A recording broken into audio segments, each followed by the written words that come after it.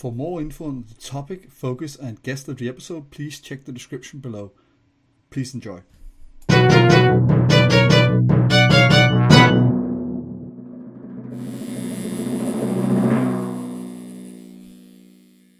Hello, everybody, and welcome back to the Inky Thoughts podcast. Today is always a special episode because they're all my little snowflakes, and we're returning to one of the longer-running sub-series of the podcast, the Tattooed Academic sub-series. And once again, with an academic that actually also not only likes tattoos, but also has some academic research interest in tattoos. But we'll get into that much more in this episode.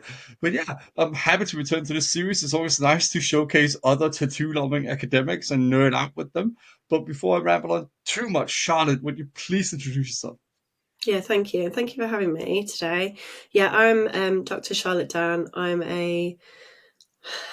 What's the best way to put it? I don't want to say a pretend psychologist, but I definitely sit between psychology and sociology. My own research for the past 11 years now has been on tattoo bodies, predominantly women's tattoo bodies, and based in the UK. So yeah, that's where I sit at the moment, I guess. I think that's a pretty good explanation. And working with identity the way you do, it sort of always will sort of branch, both the sociological and the psychological when you get really into the details of it, I find. Yeah. At least that's always what I've been told, even though my whole background's in sociology, that I was always a psychology-minded sociologist because I like to focus so much on Yeah, identity that's as well. it, right? Like, I feel I have to do that bit about kind of being interdisciplinary because I think sometimes psychology as a discipline comes across as potentially quite overly sciencey, and it's got its place for that. Yeah. But I'm looking at tattoo bodies, it's not the same as doing No. brain scans and that kind of thing. And I think it's important that disciplines don't feel so siloed. So to talk about Yeah. how both psychology and sociology and realistically other areas, other academic disciplines fall into Yeah. this as well. But that's really where I sit between. You're right. The kind of crux of it from a psychological perspective is identity. But actually a lot of the elements that I've looked at, particularly around social class, gender, age, and to an extent race and sexuality are quite sociological in that respect. Well, absolutely. And as you say, it's not to go, not to immediately digress, but it is quite interesting. Uh, I think you're right that a lot of psychologists, most of where the media attention is on neuropsychology, Yeah. which is all about the brain scans and all that stuff. But most traditional branches of psychology are much more qualitatively minded, much like a Yeah. lot of sociology is. And especially when you get into social psychology or pedagogical psychology, it gets way more like qualitatively minded, I always find. Yeah. And I understand completely like what the public's interest is. And funnily enough, I was Yeah. looking this morning, mental health is back on the agenda. And for here in the UK, Mm. government are looking for, not reform, but looking around policies for how psychologists are regulated. And again, with a focus on mental health. So I understand that's where, in the kind of professional capacity, a lot of it focuses. But no, I just like to do the fun stuff. It's a variety as well. I do tend to love the qualitative stuff as well. That was always my gripe on my master's degree because Denmark has a very deep relationship with statistics. Apparently, when Mm. when you study psychology, sociology at that level, and I was one of the only ones that were like, "No, I want to interview people. I want to talk to them." And they were like, "What? Really? People? Mm. You want to talk to them?" And funny enough, related to this, right? So stats has its place. I'm not the person to talk Yeah. to about stats. I don't use stats at all. It's not my No. strong point. But when I started the tattoo research, the Yeah. majority of the Mm. research was quantitative to the point that yes, it has some value, particularly where it was related to measures of self-esteem or Mm. like perceptions that could be measured in that kind of statistical way. Yeah.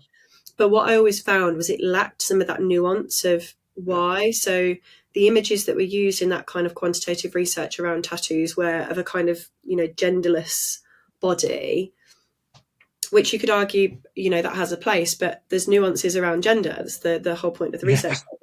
And also the imagery. So it would kind of often be like little crosses to markate where, for example, like here's a kind of outline of a figure, a little cross on the arm to say this is where a tattoo would be. What is your perceptions of this person? But that's not the same as if someone has like a flower Yeah. or like a tiny little butterfly versus like a full arm sleeve, you lose some of that nuance. Excuse Yeah, me. I mean, absolutely, research require a bit of me because I felt that as well. And while I was attempting a PhD, which is funny enough for the audience, when I first actually got in touch with Charlotte once because I was reading some of her brilliant work while I was doing literature reviews for that PhD. But the thing is, I felt there, what I wanted to incorporate in it, which would have been quite fascinating, was that I felt that a lot of research on tattoos, especially previously, disembodies the tattoo. Like Yeah. it that never shows the entire person or the entire piece. It always zooms in and says, "Oh, look at this tattoo." And it's like, yeah, but that neither tells me the story, the motivation, or the context of which how they got it, how it fits the rest of them, how they embody the identity through that tattoo and all that. And I think that was quite a shame. It's very rare you find any research or social scientific writings, even the less academic ones, where they show the entire person and the tattoos. Yeah. And it's interesting how that contrasts with, I don't know if you've had similar in Denmark, to be fair, but we had like a real in the noughties, a proliferation of Yeah. reality TV tattoo Oh shows. yeah, yeah, Yeah. Where I know there was loads in the US and there was some here where you do get the person and you get their story, whether that's good or not. And when I say good, I don't mean it's a value marker, as in, you yeah, know, they were drunk and they got something silly, or you know, they did it on themselves and they're not a trained tattoo artist, and then they get cover-ups, or you know, just I lost a family member and I'm going to get this like memorial tattoo. So there was always a reason behind the tattoos, and I think, like you say, that story is really important to an extent. My kind of issue with that mm, is a lot of, and you know, I've written about that. I've written about the importance of story, and particularly for women, like the idea that you have to have a justification for the tattoos that you have. oh yeah, I think it comes from that storified element, like yeah, why have it otherwise? But my point was, and the thing that I still reflect on, I have some tattoos that I just like the picture. People are like, but why have you got it? I'm like, I just liked it, and that's not a good enough reason. So it's because it weird because has to be that's become the storified. public perception now that you need to have like this in-depth reason. And when you talk to people that are in the community, so to speak, Mm, that illusion very quickly gets removed, yeah, because I used to think like that when I was in my undergrad. I used to think almost like I was better than others because, like, oh, I understand tattoos, you need a good but I then realized through researching my masters and what I did get to do for a PhD, it's like, no, the motivation and reasoning can, just wanting that and identifying with that can be mm, enough. There doesn't need to be a massive narrative tied to it. It can yeah. simply be important to your sense of self to be tattooed, you know? Yeah, and that there's kind of two worlds that exists in, that again I always Yeah. found really interesting. And actually, I know we'll talk about this a bit later, but research that I want to do looks at kind of the importance of spaces. So for Mhm. example, if you are in contexts around people who aren't tattooed, they just see you as, I know this is quite reductionist, but they see you as tattooed and they'll make an assumption just based on the fact you're tattooed, Mm. whether that's for good or bad, whatever their thoughts are on it. And then if, for example, you are tattooed and you go into a convention space where, you know, tattoo convention, loads of people are going to be tattooed, it becomes more nuanced of like whose artwork can be identified. And you don't get that level of, and like you say, hierarchical is the point of it. Like, oh, you've had something by, I don't know, some world renowned amazing artist. Your body is viewed as like really valuable in that respect. But outside of those spaces where people know, you're just tattooed, and if people like them they do, if Yeah. they don't they don't care. So there's an element that relates to, that's where the social class comes in. It's like art, it's, you know, Yeah. art is subjective of what people like and what they don't. And yeah, that kind of thing transfers to the body. I just find that space element really interesting. It reminds me a lot of how it beggars outsiders in a way, with like how a Mm, certain act can be classified as a deviant, but it depends very much on the social context of where that mm, act takes yeah. place. Is a bit similar to that, right? I can't remember if I'd told you this before. I remember going Oh, to so the Brighton tattoo convention donkeys years ago now, and there was a young woman there who wasn't visibly tattooed at all. So like, yeah. couldn't see a tattoo on her. So outside of that convention space, again, just an average, looking person, how they're dressed. Inside that convention space, she garnered so much interest because people were looking at her like, you don't belong here because you're not tattooed. And that I found really fascinating. Like you say, It's an of interesting how space, reversal of roles in a way, yeah. And, even again, I remember really distinctly people being heavily, not just tattooed, but modified, like, Yeah, scarification, yeah, yeah, piercings and things. And that still being on the, to use that word, like extreme end, even in a convention space, but yeah. still fits within there. And I can't imagine that level of othering outside of that space where it is kind of accepted and expected. Hmm. Yeah, I find the concept of space in that interesting, of where it's allowed and where it's not. Funny enough, I gave a talk to some colleagues last week, to some nursing colleagues, and I was talking about tattoos in that respect, of how Mm. this then intersects with professionalism. So it's still in the context of space, that here in the UK for the NHS, they're very strict on tattoos and what's Yeah, visible, even though they don't pose providing they're healed, they don't pose a risk. It's not like a piercing yeah, or anything like that, but they have to cover them up. And it's how that level of professional identity, like, yeah. overtakes your own personal It's identity. sort of a social construction of what is Yeah, perceived as professional, yeah, in, yeah, in people's embodiment. I yeah, wrote a whole exactly. article for my last article I did for Inc., the popular magazine, was sort of about this, where I interviewed Mm, some free medical professionals and one research scientist about how they felt this and the stigma they'd faced, but also talked to them about, like, try to unpack some of these like misconceptions about how your appearance affects your professionalism and what is mm. reasonable to expect and what's quite unreasonable. Yeah, and how that differs by profession as well, right? So, if you're Yeah. in the creative fields, it's almost expected that you would look Yeah. quite different in some way, like whether that's hair color, piercings, the way you dress, tattoos. But yeah, in things like the police force, in law particularly, nursing, it's a lot more restricted. Mm. Excuse me. That's right. But yeah, it is interesting. I often found, and I think most recent journal articles I've read, like ever since I did my undergrad back in 20, when I started that in 2010, it's always been the medical field that's the most scrutinized Mm. when it comes to physical appearance, and especially tattoos and piercings and stuff like that.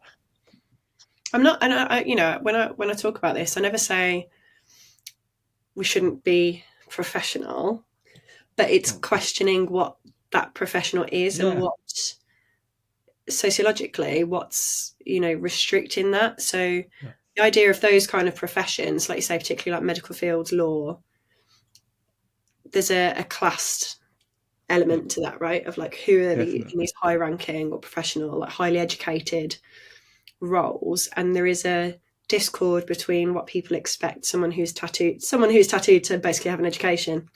The stereotype is that you wouldn't have an education, and that I've always found interesting. So since I started my research, and I was really young when I started, and I remember being on a train to Paris, excuse me, with a friend, and I had my sleeves covered up, but we were talking about work, and we were just next to like a middle-aged couple.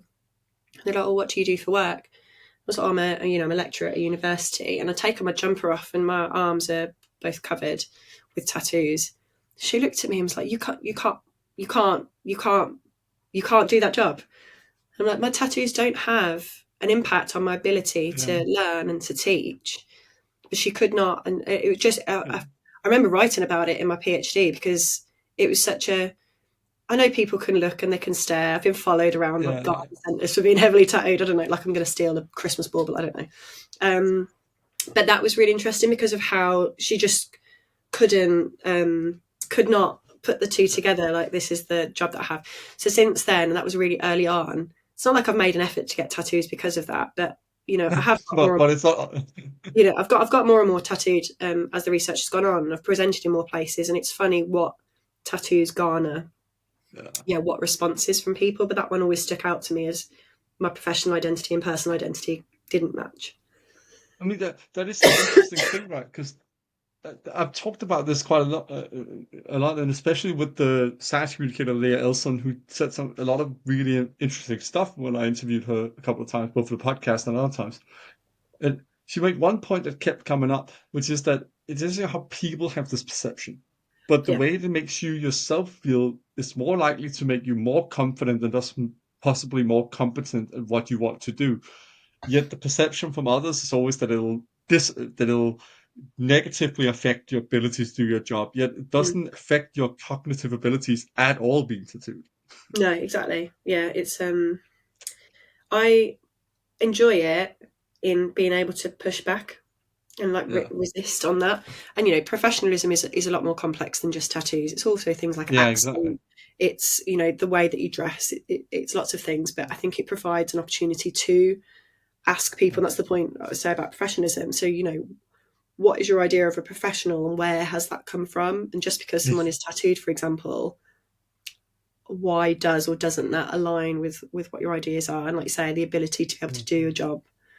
But I mean, a different aspect is also language, for example. Like, Mhm. I constantly got told off, even living in Glasgow of all places, for at least in an academic sense, which was different from just being around Glasgow, where this is absolutely never going to happen. But I Yeah, got told I swear too much. But I'm very working class and from a working class background, yeah, and it's part of that identity. And the odd thing is, swearing doesn't remove any of the smart things I say or what I yeah, taught or anything like that. But for some people that are so brought up and into this social construction of that being unprofessional, yeah, they create this barrier in their own perception of me, where they mm, then don't want to listen to what I say yeah, because I yeah, swore. You know, yeah. it's I say that I'm fascinating actually stuff. trying to be really behaved. That's my usual. I'm awful for swearing, but I was trying to be good. I mean, I don't have to behave here. I don't behave half the time. I'm more surprised how I don't swear as much as I thought I would on my podcast, though I do swear quite a bit. It's horrible when I speak with Scottish people on here when it does happen, Mm, because it will just come back and I have a very easily slip into a Glasgow dialect and how much I swear when I speak yeah, in a Glasgow dialect. yeah. It's a part of the Yeah. identity. I mean, it fits me well. I'm the son of a plumber. It seems weird if I didn't swear. Yeah, yeah, yeah. That's it. But you're right. Again, it's a working class thing. Yeah, and however you mark out other kind of class Yeah. brackets. Yeah, it's not seen as something necessarily associated with those of a better or middle class, even though it is. But yeah, But it sort of reminds me of another aspect, which was one I used one of your articles for at one point. Uh, I used it both in my master's and I used it later on. I was going to use it in PhD as well to defend how can you research tattoos when you have tattoos yourself. mm, And I had, even in my undergrad, I had a similar experience to exactly what you wrote in that article, which was that I was going to interview tattoo artists. And I was this young, 21 years when I started wanting to do it and plan it. I think I was still 21 when I started doing the first interviews. I didn't have tattoos past my shoulders, and I only had my chest done and my ribs. So if I wore a t-shirt, you couldn't see them. yeah, And I kept going into studios and trying asking politely, could I interview for this? And they all sent me away. As soon as I started going around in a tank top, because there was window underneath my jacket, luckily I'm Danish, so I just took off the jacket when I got inside, wasn't cold at all.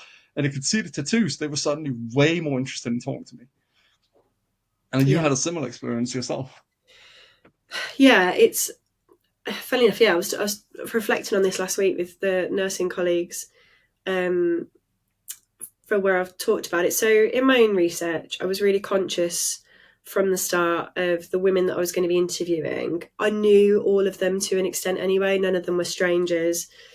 And from a qualitative kind of academic perspective, I really pushed that idea of it's okay to interview and to work with people that you know.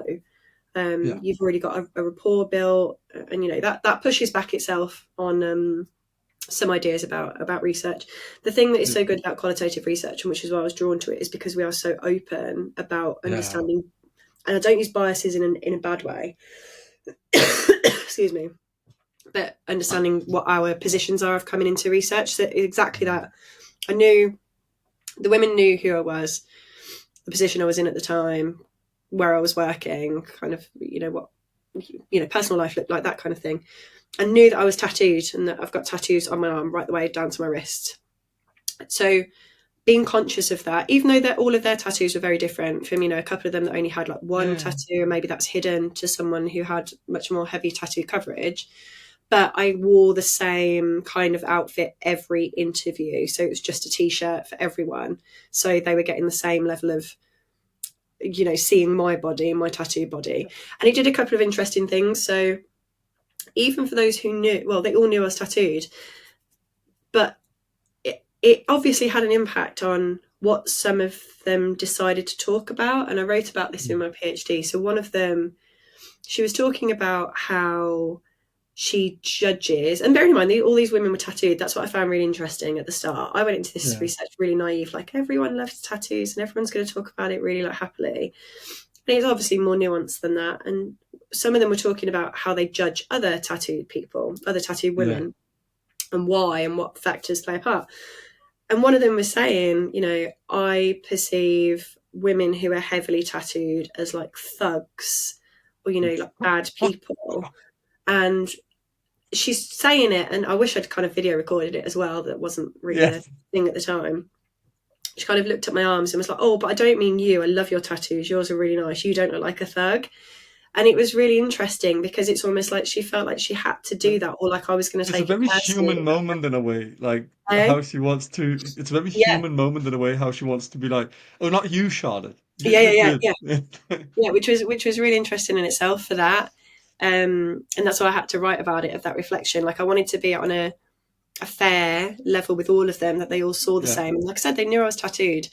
So I'm okay if they wanted to judge or talk about what they did and didn't like about others' tattoo bodies. That's fine. It was interesting then how I got brought into it in that way. Um, yeah, not that they ever had to do that, but it made for some interesting, conversation points. But absolutely, but that's what I mean. Like it's interesting when you sort of mirror that with how we were talking about professionalism and the Mm. misconceptions some people have of that. There's also the other way around that, and I think it's not coming from just out of nowhere. There's been a lot of negative bias from researchers previously, and I think that's bled into the tattoo culture in a way in the industry. How very negatively biased a lot of the research was in the 70s and 80s, Yeah, especially, yeah, and thus they were still, at least in 2010, very wary of like, oh, just some fucking undergrad student coming in wanting to fucking look at us like zoo animals. And then as soon as I show that I have some interest in it myself, I mean, mm. not that tattooed back at the time, not so they could just have thought, oh yeah, he just has a couple of them. Psh, what does he know? But at least I think they see us as less. They don't perceive us as immediately judging them in a Yeah, negative way when we at least show that we have some interest in it ourselves, which yeah. And I used to don't know help me about get you. access. Every time I've been to be tattooed since, whether that's like with Yeah, the same artist or with different people over the years, I will say about my, the research that I've done and the book and stuff, and it's so interesting the conversations that come from it. It's almost like if I'd gone mm, in with the intention of a research project and asking their input or their thoughts, I don't think I would have got the same as kind of the natural no, conversations we've had with them. And I love hearing that around,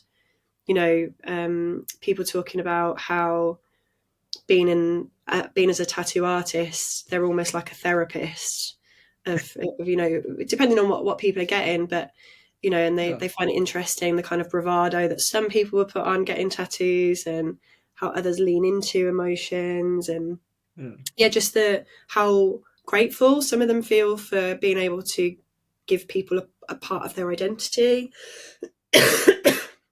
And I really love capturing those stories between tattoo artists.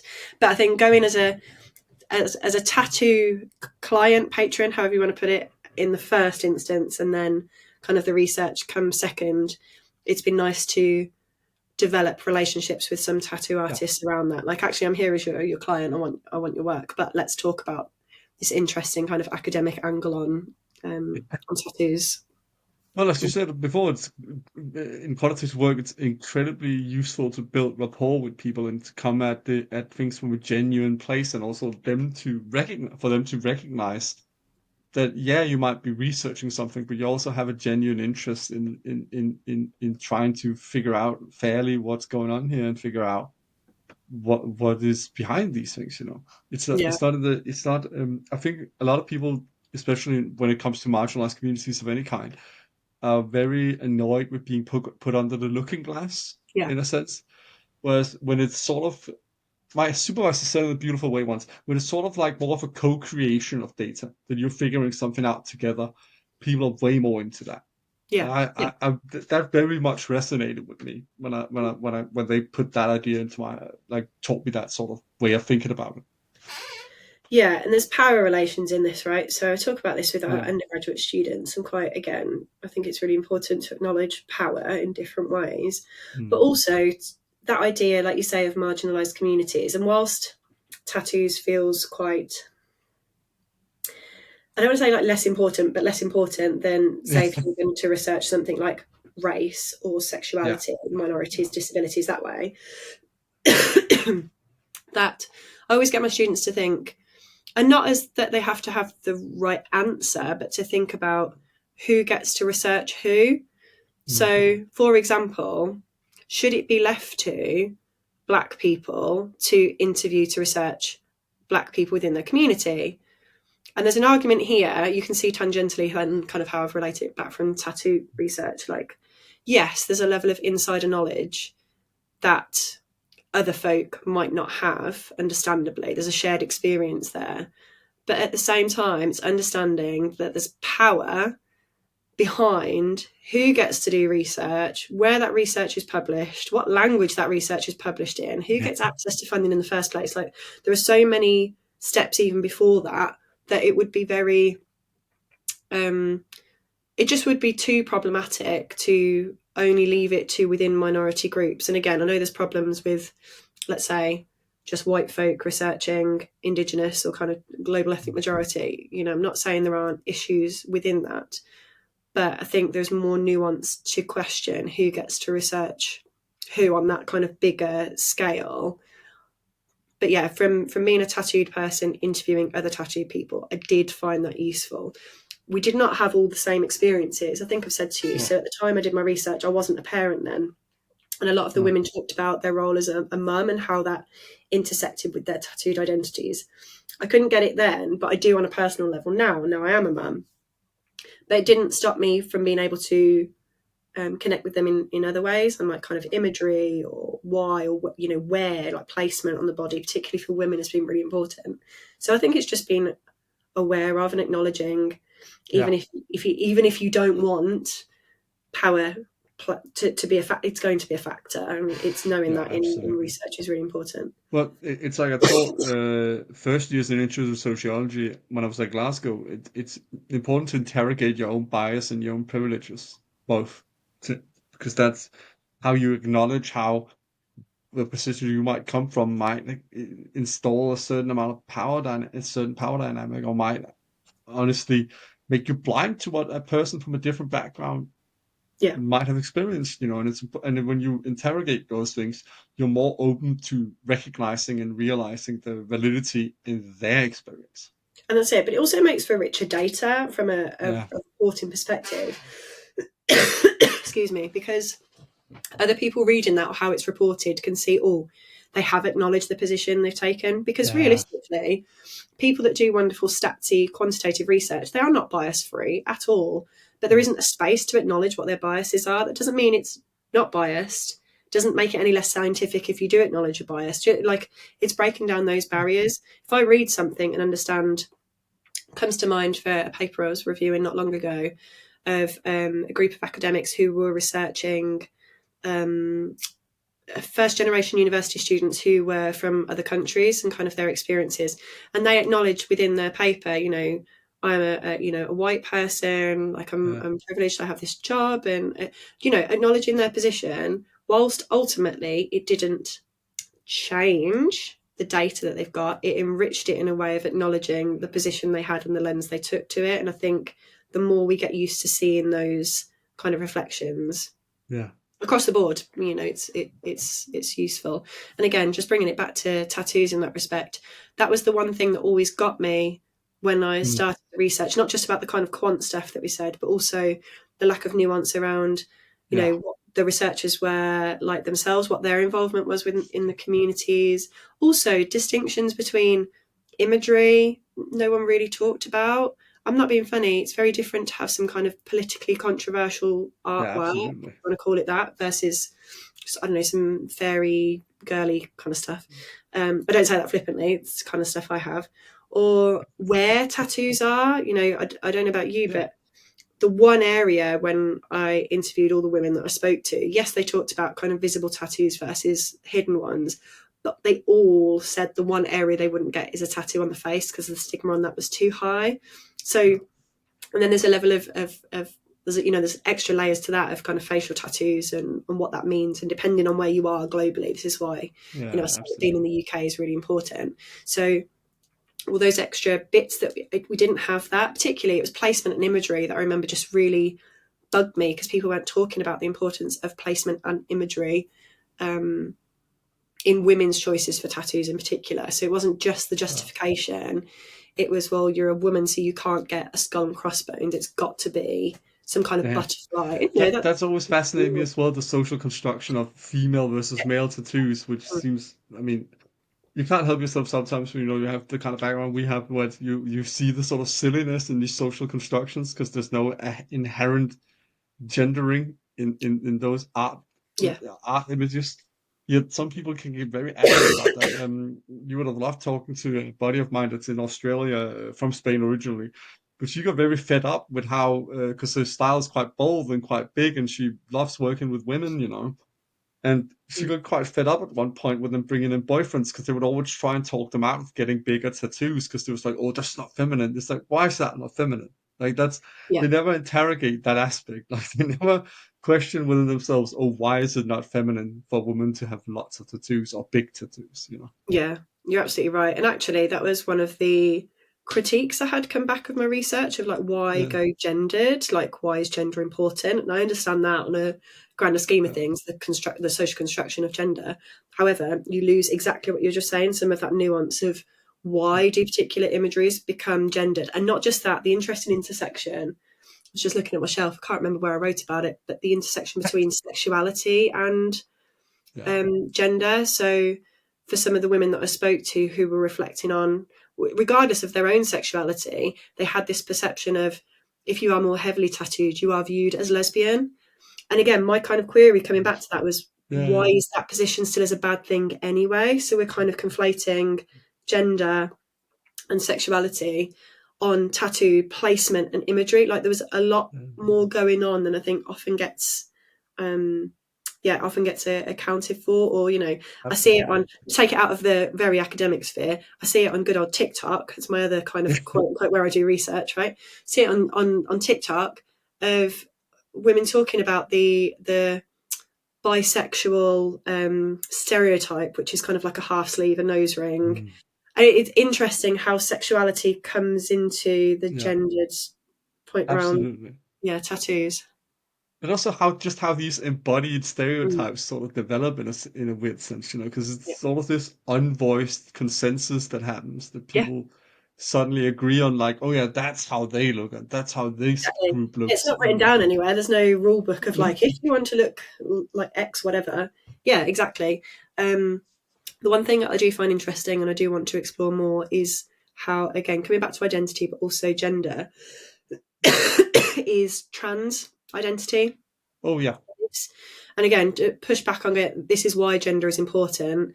Um, Trans folk who are getting tattoos as a way of reinforcing their identity, yeah, that's really, really powerful. And that's where the lack of absolutely. research is at the moment. I Again, so mean, if you there's want a to say very, very few pieces out on it, and it's deeply fascinating because I mean, I've talked to one trans person of this podcast, for example, brilliant episode, where it's so powerful how they use this to also sort of regain this sense of bodily autonomy, but yeah, also claim, not reclaim that in this sense, but actually claim this almost right to this sort of yeah, embodiment, to their right to exist in this way and to be their authentic self.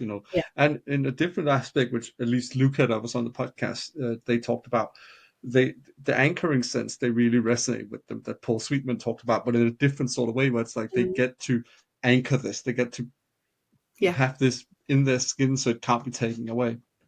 yeah. Like you say, it's like embedded. It's Yeah, embodied. Yeah. Mm. absolutely. But you're right, there's far too little research on that. absolute shame as well. I think there's a few Public, research areas that it would be beneficial to look at more, yeah, particularly in the context of how tattoos are sometimes still othered. yeah, Even within that, there are othered bodies.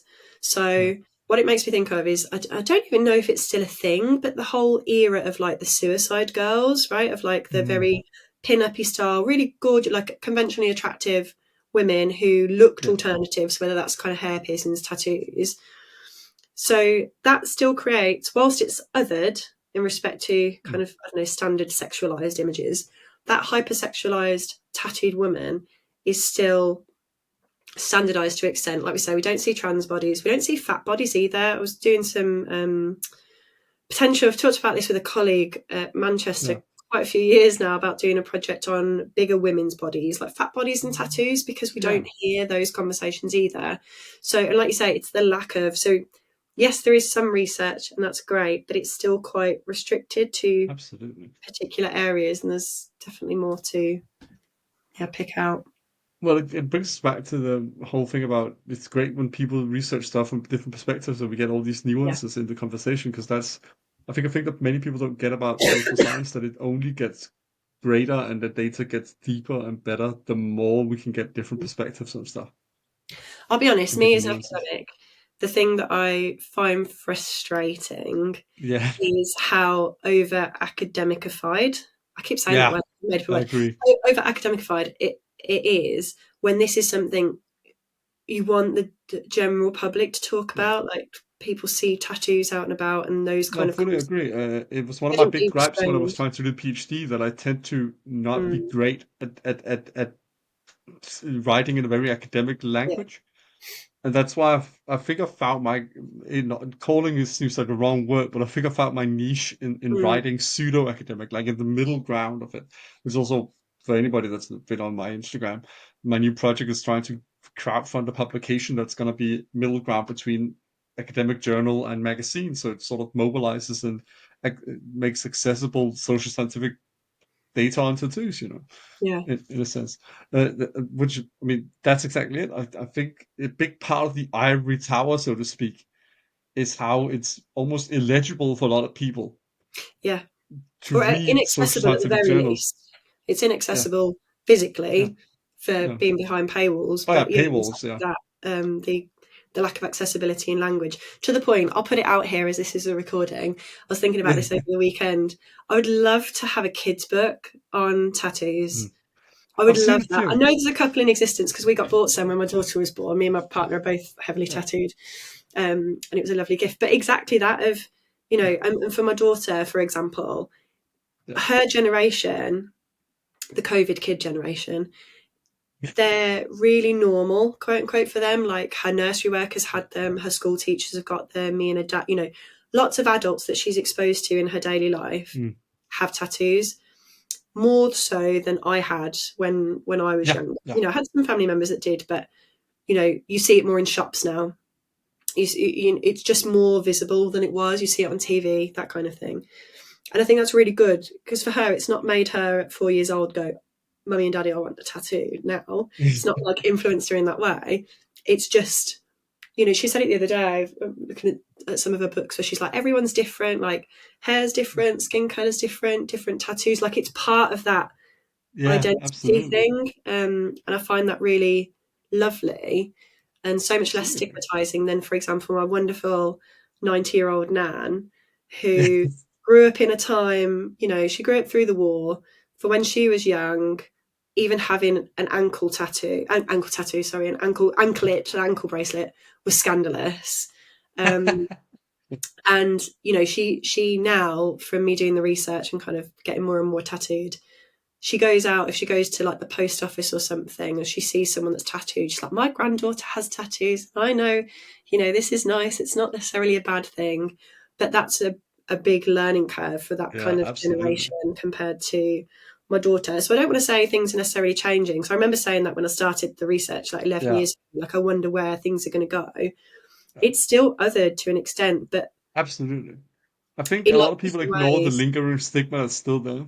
Yeah. And I often try to explain to people that what's really happened is that the goalpost, so to speak, has been moved. That Yeah. that that you might not stigmatize somebody that just has one or two tattoos, or might just have a Mhm. little sleeve or something like that. Yeah. Especially not if they have tattoos that are seen as more normal. Like Yeah, some where I'm exactly. from, if you have some black and gray stuff with some like religious imagery or philosophers, something like that, statues, that's so commonplace that people are not going to stigmatize you much for that. But if you have something like different to the UK, where there's a lot more colourful tattoos, at least from Mm, my experience when I've yeah. lived in the UK, my colourful tattoos gets me so many stares. I can be standing next to another tattooed person in the summer, and I'm going to be the one stared at because I have colourful tattoos, Mm, which mm, is a lot more rare here. Not uncommon, but just a mm. lot more rare in the public eye, especially when we get outside of cities like Copenhagen. And Yeah. I think that's a big part of it. Also, how far you go with it.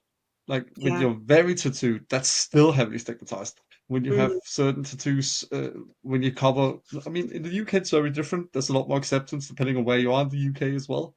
Uh, Scotland, for example, I would barely call anything a job stopper in Scotland by now. But yeah. Yeah. Yeah. but in Denmark, still, depending on what you want to do for work, hands, neck, and face are very stigmatized still. Yeah. Uh, and it's even in the law that you can't tattoo on there. It's not illegal to be tattooed in those places, but it's illegal to tattoo people in those places. I don't think it's been repealed yet. And Oh, wow. quite fascinating. Only country in Europe that has that. But Again, it shows how much then your yeah, job dictates your yeah, professional like identity, because that's what it is. Like you say, it's the job stopper places, right? So yeah. hands, face, neck, they're really visible. Well, nobody's going to bat an eyelid at a builder having a hand Yeah. tattoo. Yeah. But if your nurse has it, if your banker has it, if your lawyer Mm, has it here, they're going to be like, "Ooh, are they really professional enough?" mm, You know, which is the strange thing because, as we talked about earlier, it doesn't make your IQ slip a couple of no. points or prevent you from cognitively being able to do your job. Like as John Brocious said it when he was on here, renowned surgeon from Las Vegas. It's not that he suddenly can't lift the scalpel or Yeah. or look at the incision with his equipments because he Mm. got more tattoos. Like that doesn't prevent him from doing his job, you know. And you know, the kind of missing part of the conversation we haven't talked about yet is tattoos cost money. Yeah, Like, exactly. That's not. you know, it. So if you have a view of someone who's heavily tattooed, that they're, I don't know, lower IQ, lower educated, something like that, costs money to do Yeah, that. Like, especially good there is a tattoos. cost element, exactly like you say, like a good quality, however you Yeah, determine that, but a good quality tattoo costs money to do that. So, yeah. mm, Thousands of pounds I've spent, mm, and I'm not even that covered. Like I've only got my ribs, my arms, and my chest done, but I've still spent thousands of pounds on tattoos. yeah, I'm really gutted. I'd started my chest earlier this Oh year, wow. and just money, isn't it? It's coming up to Christmas. I've Yeah. got a kid. Like, you know, I mean, that priorities. does quickly take a big dip out of your finances if you have a kid and it's Christmas. Like, I Yeah, might not be a parent, but anybody can figure out that those two things add up to a big gap in your finances. yeah. It's funny. I use this example all the time because I teach my undergrads. I have a couple of sessions on tattoos across our Oh, undergraduate right, nice. program, and one of the activities I use was developed from one I did years ago with some of our master's students, and it's essentially Oh, kind of thinking about identities. And I show them an image of a heavily tattooed woman, and she's holding a baby. There's no context to it. We don't know if it's her baby or not, whatever, you know. But, you know, I ask them to go as stereotypical as they want. Let's think about what do you see? Like, yeah, say what you see. There's other images that we use, but that's I kind like of one that. of the main ones that usually triggers conversation. And when I did this years ago, one of the it was a mature student. It was on one of our master's programs where it's majority mature Yeah. students that join. And she said, this woman is selfish because she spent more money on herself than her baby, and she should be putting money into her baby. And Wow. it started such an interesting conversation about that. So there's so many things to unpack. Yeah, So one, if we absolutely. use that scenario of she is the mum, she is a woman before she is mum, but in our society, Mm, you're a mum first. Like, yeah, and motherhood is exactly like you were saying earlier. There's no written rule book, but there is, like, there's expectations of what you do and where you spend your money and how you look after them. So it started that of a kind of identity, like which identity, she could have had those tattoos before she had her Yeah. child. And does it matter either way if she did or didn't? Yeah. If the child's well looked after, but it just started an interesting. Absolutely. I mean, it often discussions like this often make me think to Kimberly Crenshaw and intersectionalism Yeah, and how beneficial a bit more of that yeah, would be to discussing tattoos and that.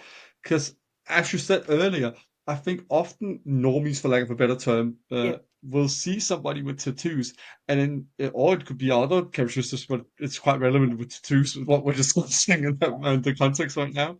Um, and they just then start only judging them on that yeah, characteristic. But yeah, there's so many other things.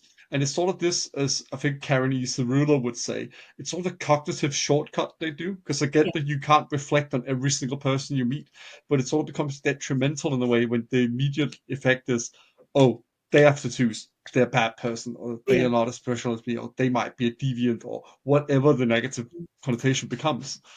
But even if it's positive, they start seeing them solely in that thing, yeah, yet there can be many other aspects to them. And we are all, to use a sort of almost hippie-ish term, we all contain multitudes in that yeah, sense. Like, absolutely. Yeah, no identity is purely one thing. Like, I'm not just a gamer, I'm not only a tattooed person, I'm not only a sociologist, I'm mm, not only red-haired or white. I'm all these things. yeah, and And it's the all part of my combination lived that's experience. important. Yeah, Exactly. The same with you. The list could go on.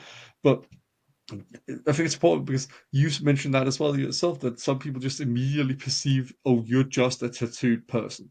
hmm, And same with that drawing there, they're like, oh, she's tattooed. And that's the thing they focus in on. But another way to look at it is she's tattooed, she's a mom, yeah, woman, and all this stuff. And then look at all the aspects together. yeah, yeah. So the the kind of big thing from an academic perspective with all of this is to understand those multiplicities, exactly like you were just saying, Yeah, the kind of multiple that it's not a one-off, but also our identities can shift in different contexts. So, absolutely. right now I'm in tattooed academic mode. In a couple of hours, I'll be in Peppa Pig making dinner, mum mode, and it's understanding how those contexts shift. We can't be necessarily all things. Some of us will have more privilege, I guess, in what parts of our identity are visible or not, if we can control that compared to other aspects of our identity. And I think that's why tattoos rile up some people in that respect, Yeah, because it's a choice. Let's say in kind of the most part, it's a yeah. choice. Um, yeah, and where you get it then dictates how Mm. people perceive you in that way. Um, I love talking to you about this because you remind me of so many of my own theories as well that I've had this stuff. Because I often think in terms of Goffman in a way, and I think a thing that mm, really provokes people is that we don't change costume as well between the yeah, scenes. So to follow his metaphor of the yeah, scenes, yeah. I've because used you don't we don't enjoy the same chameleon like thing. We are way more interested in anchoring yeah, aspects of ourselves and embedding them in the skin exactly to counteract this and bring a bit of ourselves into these different roles, so to speak. And that goes against the performative nature of identity in that aspect. yeah, absolutely, and kind of bring in a bit of Bev Skegg's work to Goffman. So yes, Mm, there's an element of formativity, but the class nature of that tattoos, because they are so inherently a working class emblem. I don't think we're ever going to lose that kind of working class origin of yeah, them. That it marks the body as classed. So, like you say, it doesn't matter if you dressed yeah, up in some kind of like middle classy kind of. You're inherently, your body is perceived as a working class body. And that's why I do find interesting when we were saying earlier about kind of tattoos, they're popular, especially in the UK. High streets are dwindling, but there's always a tattoo shop, a betting shop, and a charity yeah, shop on every high street. yeah. Um, they're everywhere, they're accessible. But the ones that are more, I don't even want to say exclusive, but I remember, or I think now, the studios that I go to are lovely. They're clean, they're bright. I go to, at the moment, the one that I go to is a woman run studio. So it's got like cutesy Oh, nice. artwork. I get a cup of tea when I go in, compared to when I was like 18 and one of the first studios I'd go to that's like real dark and dingy. It's behind a curtain. There's Yeah, I ruffles. remember those days as well. I And remember those days. those studios still exist. I don't, just Yeah, use that yeah, as a, absolutely. of a comparison. But the way that they are curated now, and I wrote about this quite a while ago, was it's almost spa-like. It's so much more Yeah. aesthetically pleasing, which makes it more accessible to Yeah. more classes of folk. Absolutely. But then you have the class tattoos within that. So Mm. someone who, particularly for women who are more middle class or more affluent, say, are more likely to get something like small and dainty, whether that's on the Yeah. wrist, on a leg, hip, something, compared to bigger artwork. So whilst it might be more Mm. accessible, it's still classed in that way of like placement, size, and imagery.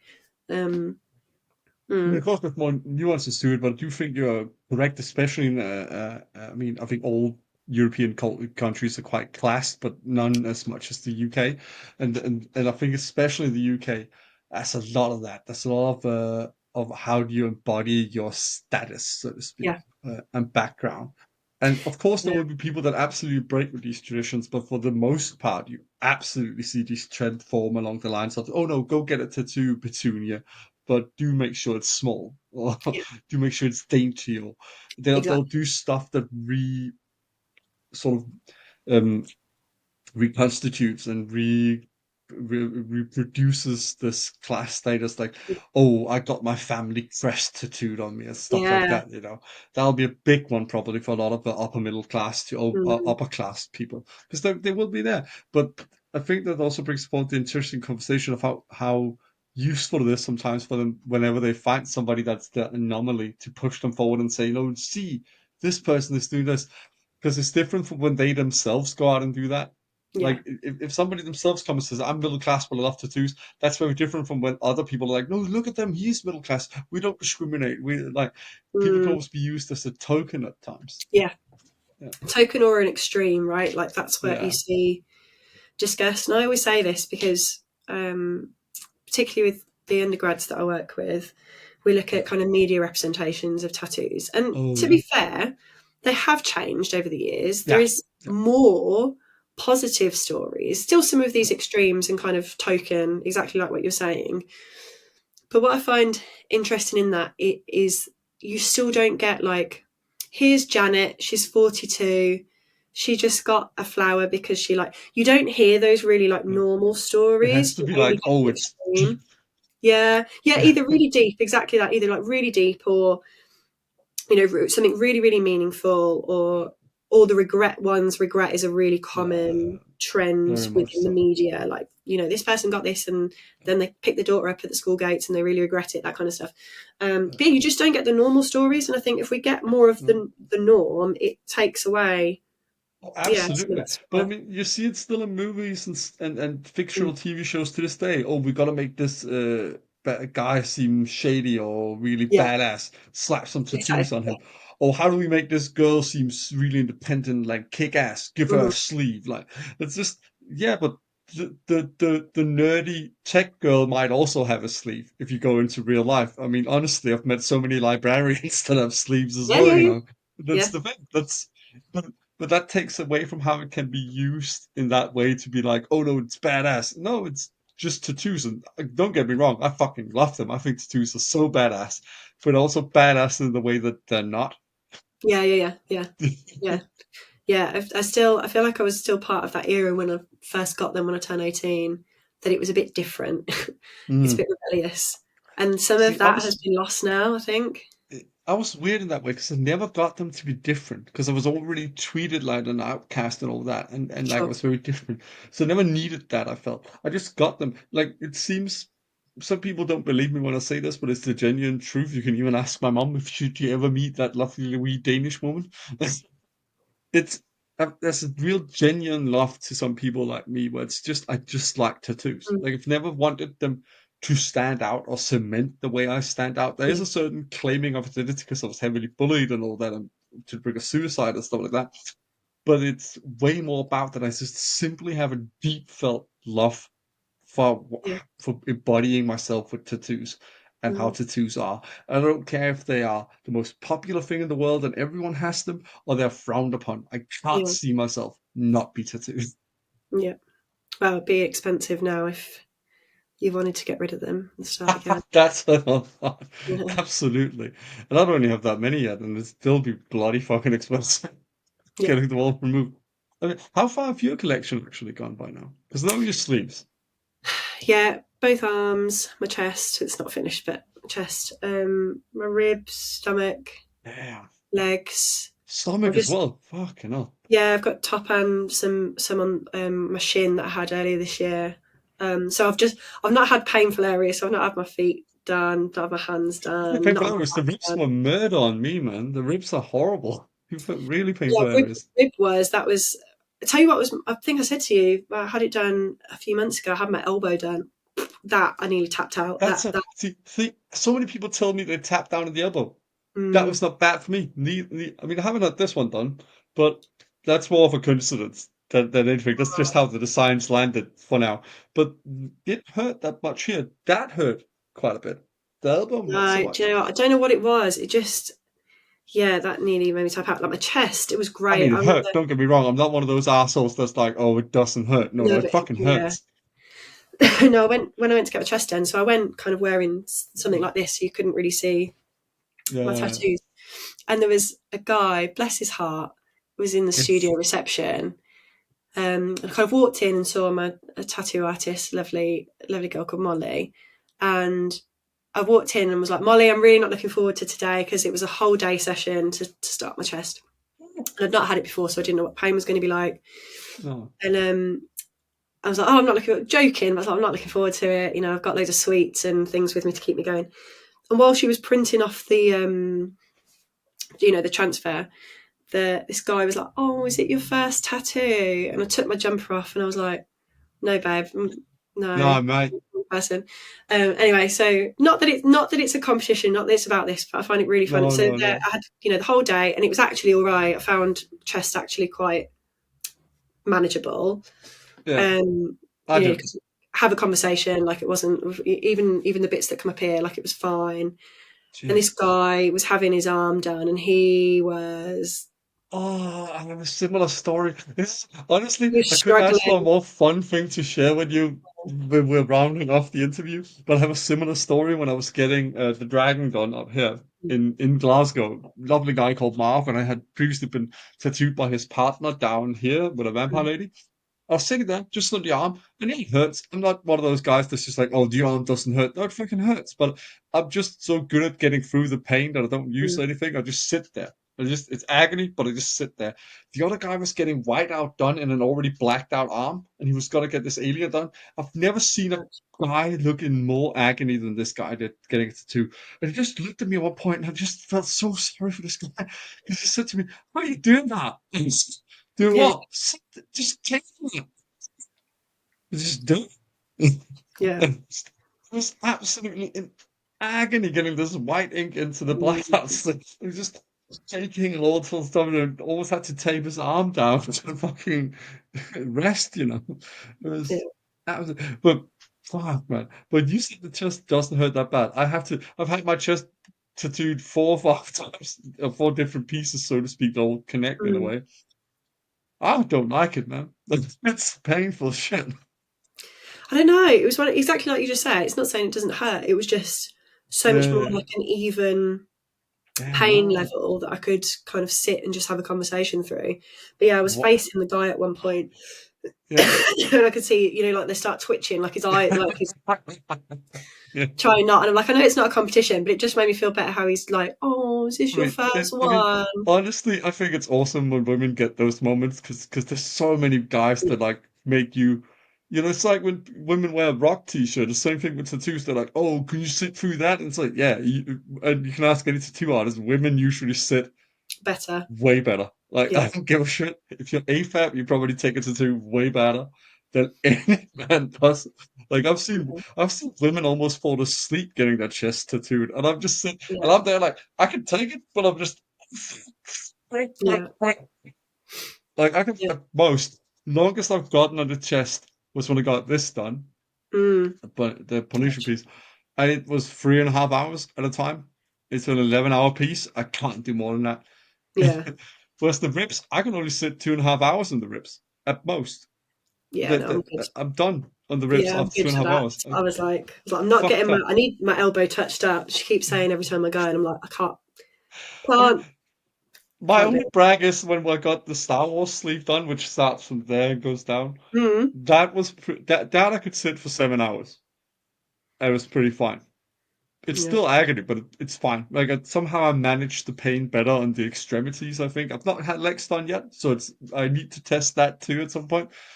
But my ribs and my chest, whew, But like two interesting things to close this out. So first thing I learned from when I got my chest done, the closer a yeah. tattoo is to your heart, the quicker it heals. So Oh getting your yeah. legs done, it takes longer to heal. And I will say my leg took a little while to heal.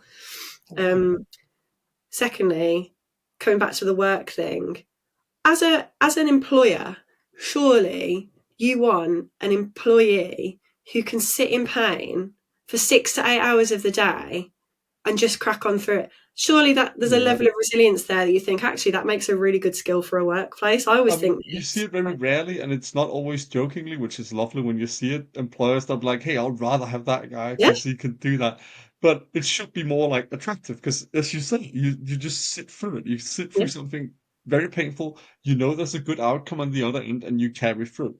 Like that's a great skill to have, like to do exactly. work. Shit, man, I would look for that in students too with their attention spans sometimes. Oh right, yeah, absolutely. No, I've not been teaching in a long time, but at least when I taught undergrads in Glasgow, they were quite lovely and very sweet. But there are some times where you're like, hey, hey, hey, hey, hey, it's only an hour. Keep your mind here. Yeah, yep. Good old So, TikTok. Okay, that's another well, conversation for the other day.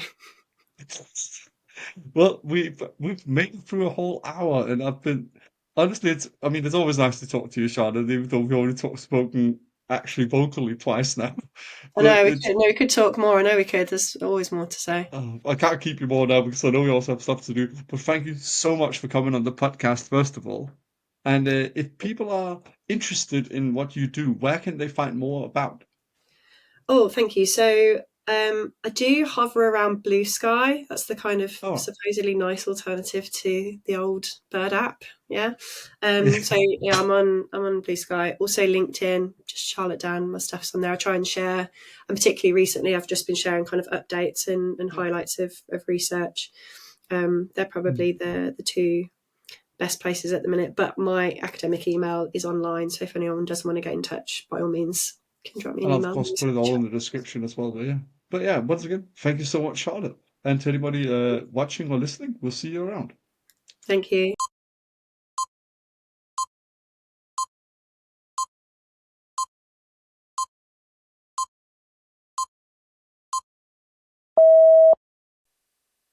Hello, everybody. Thank you so much for the continued support. First episode of the new year of 2026 is in the bank.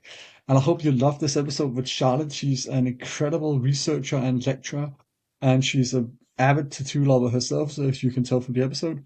And I hope she gets back into researching tattoos like we spoke about in some parts of the episode. But moving forward as well, uh, I hope you will join me next time as well for an episode where we're going to return to a topic we last spoke about with Tanya Buxton some time ago, which is medical tattooing and restorative tattooing, especially, for example, nipple tattoos. And this time I'm going to be joined by a new Canadian friend of mine called Candice Falcon, who is an expert in administering restorative tattoos in this sense. So yeah, it's going to be very exciting, and I think there's still a lot to get into.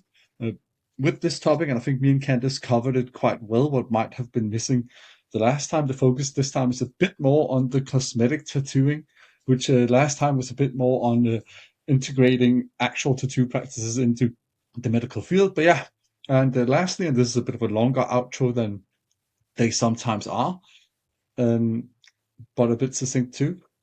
I may end up making the episodes more sporadic from this point on because I have a lot of other projects in the works this year that I also want to give the time they need to. So it may end up being that only some months it's going to be 2 episodes as usual, and others it might just be one that comes out. It also keeps me more space to get good guests on and keep the podcast going without sacrificing the quality for either that or my other projects. But yeah, stay tuned for more info on that, and I hope you'll see you at the next episode.